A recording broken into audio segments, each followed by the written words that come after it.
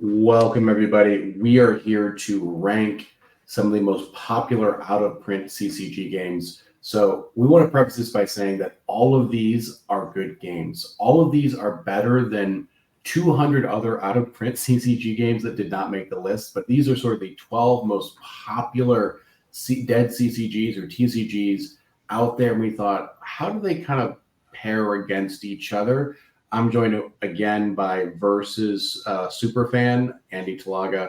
Andy, thanks for hanging out. I think just hinting a little bit what might be on our S tier, but yeah, I think these are all there's a couple games in here that you could have like swapped out one for like another different really popular game like AVP or Babylon 5 or something like that. But I feel like these are basically like the cream of the crop / like games that were really popular when they were alive and had like really big IPs attached to them, which is something that we've always talked about as being like, paramount towards, longevity and success of card games, whether they're alive or dead, is having, strong IPs, evergreen IPs attached to them. And so I think that this is like very emblematic of like late 90s, early 2000s, dead CCG games like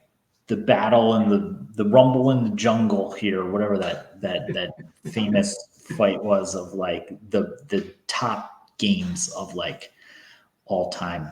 There's probably a handful more that could have been on here, or maybe there's one or two on here that could fall down out of like, top 10 status, but we've got 12 here.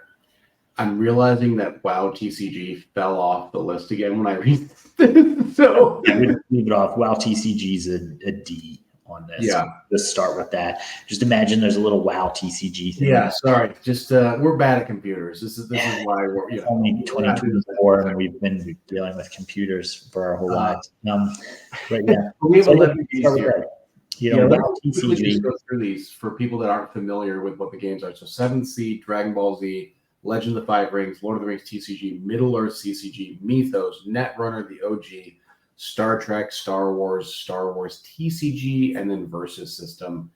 So those are our 11, and then WoW TCG is just in the D.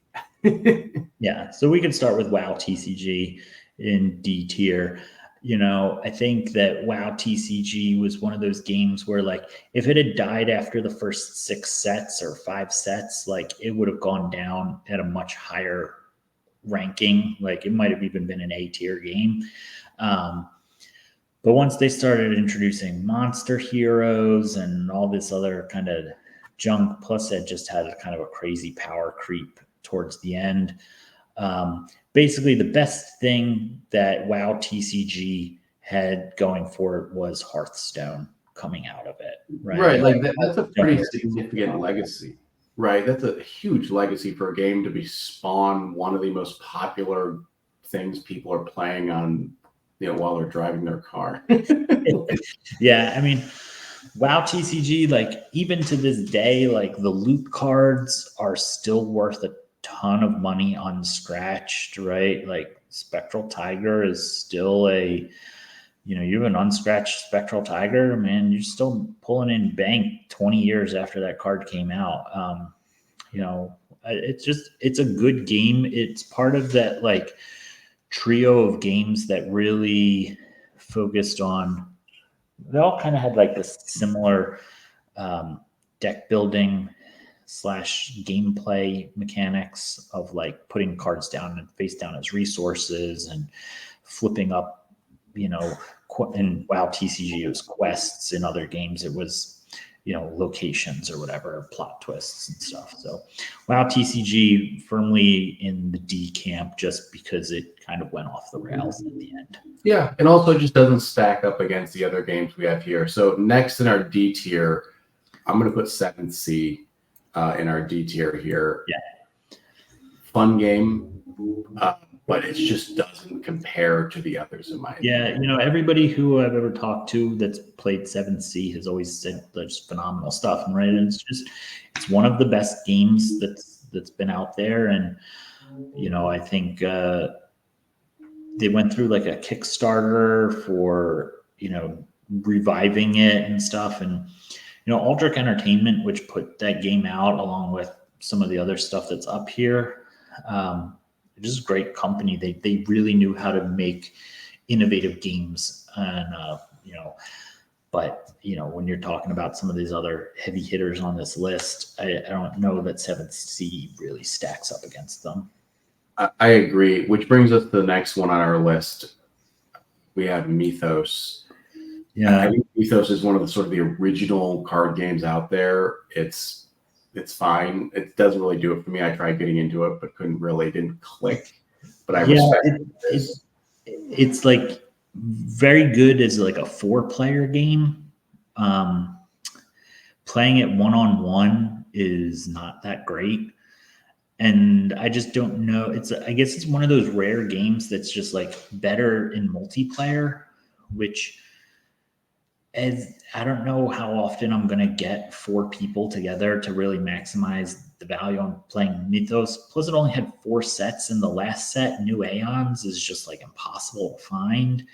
And then like the sets don't really have like a ton of like crossover to each other, I guess is the best way to put it. Like they're all based on the like Lovecraft mythology, but like I think like the first set is really about like the classic like New England like horror like stuff, and then like in Arkham, and then like set 2 is like about like all the stuff with like or maybe it's set 3, I don't remember exactly which one, but like one of them said about like Egypt and the Middle East and like the horrors over there with like Nyarlathotep and King in Yellow and stuff. And then like you get one that's about like modern day 1990s, which isn't modern day anymore, but like 1990s era like horror. And then there's one that's like cosmic, like outer space, like alien stuff. And it's like there's just like this weird, like if you had just like standardized it all to like like how Arkham Horror LCG that FFG put out is like kind of all condensed around like Arkham in New England, rather than like those kind of diverse stuff, you'd get a probably much better game. But that's why it ends up on D. Yeah. Are we ready? I think we have one more game in our D tier here, which I think is there's 2. Score Dragon Ball Z. Yeah, I mean, this game was super popular when it came out, and I played the first like 4 or 5 sets of this game. It was incredibly broken. I'm not going to lie. There was just some really dumb stuff going on in that game. The power creep was insane from one set to the next, where they just like increased power levels on your main personalities. And then like it just spiraled out from there. But it was it was a really popular game when it was alive. It has a huge IP attached to it. Like everybody knows Dragon Ball Z. And like it spawned like 3 or 4 other games that like Panini's put out ones. And like at the end of the day, like it was once like they started to fix it, I want to say it was maybe around like Android Saga, maybe some of the Cell Saga stuff. Like they started fixing certain aspects of the game. The game really got good, and then it kind of like went a little bit crazy after that. Like once they started introducing like masteries and stuff, it was really became a pretty good game. I still think it's probably the best of all the Dragon Ball Z games. Some of the cards are just so expensive and so hard to find with the ultra rare stuff. And then like they had, like just you needed to have some of those ultra rares to like really play the game well at like higher competitive levels, which is, a little bit of a bummer, but it has a great legacy in all that it's spawned from that game, up to the modern day. There's still Dragon Ball Z games that are live and going well and going strong now. So yeah, I think this is one that could have possibly been C, but I put it at D. Are we moving to C, or do you want one more at D? I'm gonna put Star Wars TCG from WotC down here in D. I think most people, myself included, their introduction to this game was with the Attack of the Clones set, which was the first game that was released 3 months on the heels of Star Wars CCG losing the license, and it was a bad taste in everybody's mouth. Attack of the Clones is probably the worst of the Rise of Skywalker is the worst of the Star Wars movies, but Attack of the Clones is like right there, is just bad. It was very dice reliant. Like I remember having to have one of those little bricks of 36 D6 mini D6s to even play the game. I think once they got into original trilogy stuff, the game got a lot better because they also figured out certain aspects of the game. But the original trilogy stuff's super expensive. You want to find Empire Strikes Back or Return of the Jedi, especially foils from that game, is just they're crazy expensive to get. But I mean, WotC, for all of its faults, they put out overall the card images that they chose were really good looking images. Like the gameplay kind of innovates on, say, Young Jedi, where you have 3 different locations. There's where in Young Jedi you had Tatooine, Naboo, and Coruscant. This was character arena, ground arena, space arena, and you had to win 3. So it was kind of derivative of Young Jedi with more innovation and more strategy, which is what I wanted to see come out of Young Jedi as a game altogether. So at the end of the day, I mean, it's Star Wars. The images look great. Richard Garfield was behind it. There's actually some good gameplay to it. I think just the way they started it and kind of the whole meta of the card gaming industry at the time of when it was launched, and Decipher losing Star Wars CCG, which was just such a popular game, just really hurt Star Wars TCG from actually taking off the way that it probably should have. If you imagine if Star Wars CCG hadn't existed and they're hey, here's a Star Wars TCG card game, this game would have been huge. Absolutely. And I think there was just a lot of players that would have gone to it that felt bitter about spending thousands of dollars on Star Wars CCG. Yeah. I'm done with card games and Star Wars. I'm not interested in something else. All Sure. right, let's move on to our C tier. All right. I think the C tier is going to be a little small here, but I got to put Legend of the Five Rings. I think it's good. It's fine. It just doesn't do anything special for me. Yeah, I mean, when you're talking about all time games, Legend of the Five Rings has got to be in the conversation. It had a 25-year run or something like that, and there's 50, 60 sets or something crazy like that. The only thing that Legend of the Five Rings really just doesn't do for me, when I got into L5R, it was around Gold Edition, but they just had so many different editions, and it was, you can reuse some of the cards from older editions, if they had reprinted it, but it was kind of this forced rotation, which felt different than the way that Magic does rotation.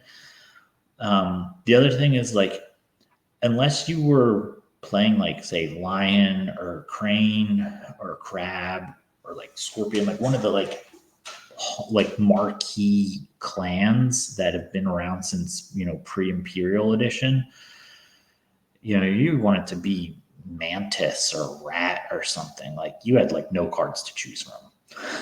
And it just was all right, what's the point of printing these? And why is there 18 different factions? There really should just be Lion, Crane, Crab, Scorpion, dragon and like one other Shadowlands or something, like, and that's it, right? Like, we're good, 6 factions, let's go, and just like make the game. And it's just like, you just have so many factions, and like they had this like weird forced rotation system. The card, I don't know, it doesn't have an IP, like it's its own IP, and it's like, it's a cool, like, I like it, like, cool, kind of like mythological Japan, but that's it. It's not like Star Wars or Star Trek or something like that. So it doesn't ring as hard as some of these other games, I think, for me. I agree. I think we're going to move up to our B tier list now. This pains me to do, but Lord of the Rings TCG, very cool game, a game I'm a big fan of, but I think it's just, when compared to these others, it doesn't have as much depth or longevity, or has made the same impact. Very active collecting community, fantastic game to collect, fun game to play. It mastered that a game should be 15 to 20 minutes sort of rule that has emerged with modern TCG. I think it also bridges, the 90s and 2000s as far as design and thought going into it. Cards look great, but I think replayability is a big concern for me with the game. I don't want to play 100 matches of it, or I don't want to play every week. I don't mind playing once a month or something. Yeah, and looking at the other 11 games on this, including WoW TCG, which doesn't have an image,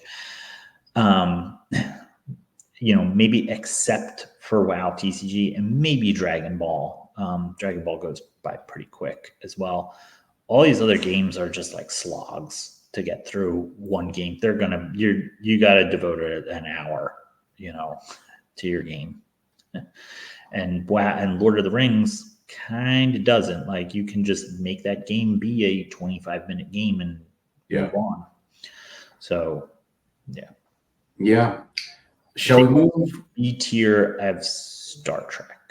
I think that's right. This is just such a foil from Lord of the Rings. It's 15 to 20 minutes, and then Star Trek is 20 minutes just to set up your 6 missions, and an hour and a half to play a game where you have one interaction with your opponent. Like, on the table, all your interactions are done through dilemma piles. At least, I'm sure there's going to be somebody who's like, well, no, that's not exactly how it works. And it's like, yeah, maybe. I mean, the continuing committee has put out 60 virtual sets that, have forced a lot more interaction, which is great to see. But I think if you're just looking at the original kind of game, original run of, say, even just first edition, not even pulling second edition into it, and I think you have to take both into consideration when you're ranking it, the longevity that the game had. Most people are doing first edition, and mostly it's collectors. Second edition, probably the better game to play, is my understanding. But, it's there's just like so much variation in what you're going to be able to do, which is good. Like, the granularity within Star Trek is very nice. I think that you can't just build a deck that's like, I mean, I guess maybe you could, I don't know, prove me wrong, but it's like, I want Picard and Kirk and Cisco and Janeway and their crews to like team up and do something cool. It's like, no, I'm going to choose all these like D tier characters that have like the skill of anthropology and stellar cartography and like something, so that I can pass this like mission that Decipher decided to randomly put like a 40-point mission on some planet that requires barbering, and so Mott the Barber has, I'm joking, there's no actual mission that requires barbering, but like, it's like, well, why can't I just like, or you set up like dilemma piles where it's like just crazy things where it's like, unless you have 4 medical or engineering ×2 plus cunning greater than 70, you pass. Otherwise, stop your away team until, you get this number of people there, and it's like, well, I don't have 4 medical in my deck, so I guess I'm just never going to pass this mission. It's kind of I guess I've always found the game, which is actually fitting for Star Trek, because I think Decipher makes very thematic games, but I found it to be a little bureaucratic and tedious, which I'm not a huge Star Trek fan, but I think even watching Star Trek, it feels a little slow at times, and I think the card game feels that. I mean, to me, I would even consider putting this in C rather than B, but we're going to leave it at B so we don't get flamed in the comments here. You want to talk about a bureaucratic card game that's just slow in A tier, though? Man, I got to put Middle Earth in there. Ooh. It is a cool, ambitious game that I wish it was made today, because I think it would be just more. If it was made today, it would be a prepackaged board game off Kickstarter. Yes. It would not be a collectible card game. Middle Earth CCG, I think, is such a cool game.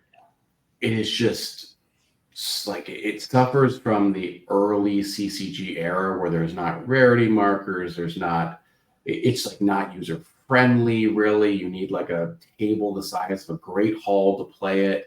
You need a map with all the regions on it, and you got to know that, if you move between, this region and that region, you're going to pass through this type of thing. So these hazards can show up, and then, but then, a lot of it feels like, okay, I'm going to move from Rivendell to Bree, and then I'm going to move from Bree back to Rivendell. I'm going to move from Rivendell back to Bree, and I'm just trying to do this over and over and over and over and over again. And it's very, I'm checking boxes to get here. The other thing that I think is really interesting about Middle Earth, we talked about power creep in games, and none of these games are, well, except for maybe Netrunner, because I think there was only one expansion. But most of these games do suffer from power creep to some extent, some more than others.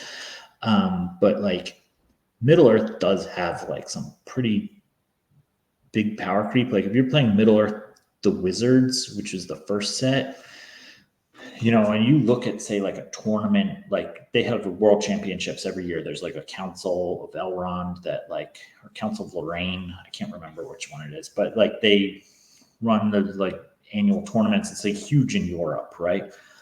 And every deck is Fallen Gandalf, Fallen Radagast, Balrog, right? And it's nobody's actually playing good guys in this. Yeah. It's all bad guys or minion, they're not heroes, but minion heroes, right? Because it's just that's where the more powerful cards are, because those came out in Against the Shadows and Lidless Eye, which were the last 2 sets.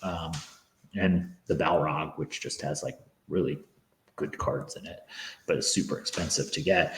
And so you're well, if I just really wanted to play Gandalf and,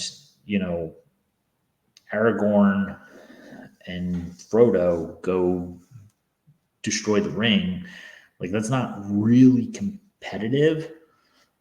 If you're trying to play high level comp games, but if you're not, you're going to be very immersed into Middle Earth, which I think that's a big reason. Your game to Lord of the Rings. I think that's the big reason why this is the A on our list, is because it is immersive. It is an incredible game.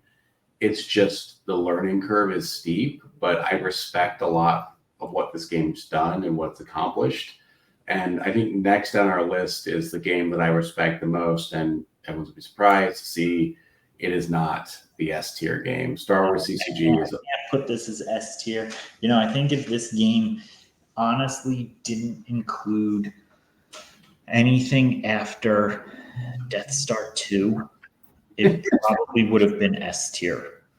All the stuff that came out after Death Star 2, Jabba's Palace sealed deck, Reflections 2, Tatooine, Coruscant, Reflections 3, Theed Palace, all were just crazy power creep.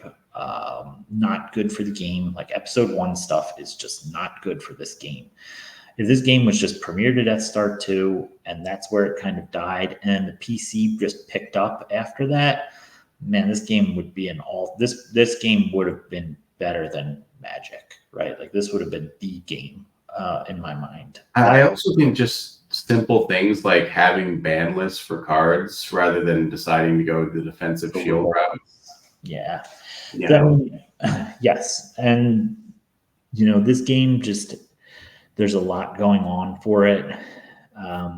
But there's some things that are just too big of shortcomings in my mind to make this an S tier game. And it's really just a lot of like the stuff that Decipher rushed out between basically May of 2001 and December of 2000. Like the last 6 months, there was like 5 releases and none of them were play tested and all of them were just crazy broken and honestly ruined the game.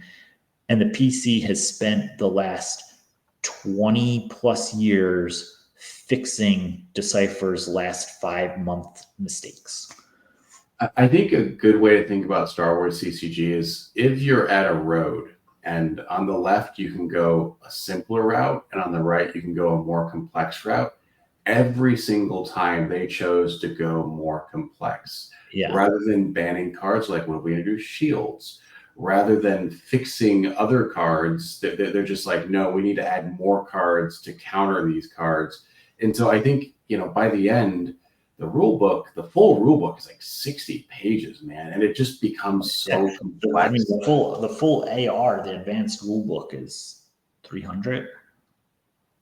It's just too much. Like the mental carrying capacity to like actually be really good at this game is too high to remember all the goofy card interactions. And I think as someone who's probably played 1,000+ games of this, it could have just used a little bit of streamlining, right? A little bit more simplification, less like goofy rules. Like, does Hoth defensive shield thing need to also exist with Asteroid Sanctuary with like the pod racing with Senate? It's like too many mini games are going on within a game. This is definitely a game that would have benefited from a second edition, but I feel like it wouldn't have survived a second edition.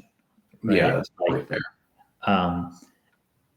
Bluff rules, Sabak, Dejaric rules, hologram rules, the asteroid rules, sector movement, all that kind of stuff is just this like unnecessary cognitive load that you need to carry because like if somebody decides they want to play a clouds deck, right? You have to remember that sector movement is that starfighters can move 2 sectors at a time, but it costs +1 force to shuttle through each sector that's adjacent to the system. And it's just like, man, why do you want to do this? Like, just, you don't need clouds. Like, it's cool that clouds exist as a concept within the game, but in a second edition, just, you don't do that. Just, right?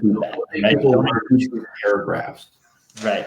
Anything that requires its own entry into the advanced rulebook that has a 4-paragraph explanation on why and how this works, don't include that, right? People just want to put Darth Vader down and have him battle Obi-Wan or Luke, right? Like, nobody wants to sit there and be like, well, actually, this alien that wasn't on screen for more than 4 seconds in the background of Jabba's sail barge makes my non-unique aliens deploy -1 and add a force drain to them. And so I'm going to pair that with Ewoks and then plan. It's like, dude, get real. Get out of here. All right, let's move on to our S tier. We have 2 left. I guess we both make the S tier. So I ruined that. But do you want to talk about crisp gameplay? Netrunner is such a fun experience, and it feels like a very complete game. Like, it's no longer in print, but the game that came out felt complete. It felt satisfying. It is a great one-on-one matchup, one person's hacking, one person's the hacker, etc., or the company. It is just like a great game, and if you can pick it up, or you can pick up the remake they did, which I think is also great. But this is just a great game, and I think it's underrated. I will admit I've never actually played this version of the game, just because I played the living card game, which is basically this version of the game plus minus like a couple of like other things, but for the most part they're the same game for all intents and purposes. I'm really intrigued by the, like, I guess I would call it asynchronous gameplay, where like you're both doing something that's advancing your gameplay status, because so many games are just like, I play my guys and battle your guys, or your guys defend against my guys. And then we compare a power stat to your defense stat. And they're basically just derivatives of Magic. How if you want to go that reductionist on most of these games, like power versus defense, compare the numbers, bigger number wins, right? Whether that's Star Wars, whether that's Lord of the Rings, Legend of the Five Rings, Dragon Ball Z, Star Wars TCG, even Middle Earth has that, they've got willpower and stuff like that over people. And, so if you really look at all these games, like, there's other extraneous rules that go into it, whether it's locations or a mission line, space line in Star Wars, Star Trek, or a sight path in Lord of the Rings, or the characters versus ground versus space in Star Trek CCG. Like, for the most part, there's a battlefield, right? And there's characters that get played and they like fight, and you play other cards from your hand that do things to enhance the fighting, but they're all basically just magic at their core. I feel like Netrunner is not.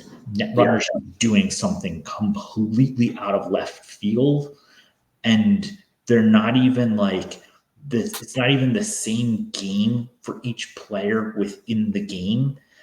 And that's just such good design that they were able to actually pull something like that off, and it plays super well. And like, it feels like, wow, like, even though my opponent's not doing what I'm doing, like, we're actually engaging with each other. I mean, it's got to be on S tier. There's no other place to put Netrunner. I agree. I also just appreciate originality in games, because there are so many Magic clones, even if they're not trying to be, but fundamentally it's like my guy's power versus your guy's defense, who wins. And it gets old. Like, I've seen so many of these mechanics, and it's always, framed in a different way. It's a different clothing, but it's the same mechanic fundamentally. Okay, we're on to our last game here.